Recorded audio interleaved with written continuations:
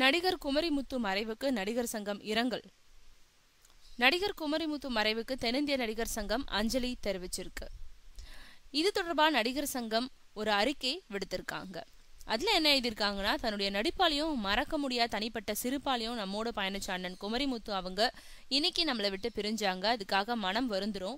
அவரை இழந்து வாடும் அவருடைய உற்றாருக்கும் சுற்றத்தாருக்கும் எங்களோட ஆறுதலை சமர்ப்பிக்கிறோம். இந்த நேரத்துல அவர் சங்கத்துக்கு ஆற்றின அரும் பணிகளையும் சங்க நலத்துக்காக குரல் கொடுத்து போராடினதையும் நியமன செயற்குழு உறுப்பினரா எங்களோட செயல்பட்டு முன்னேற்றத்திற்கான பல்வேறு யோசனைகளை சமீப காலம் வரையிலையும் வழங்கினதை நன்றியோட நினைவு கூர்றோம்.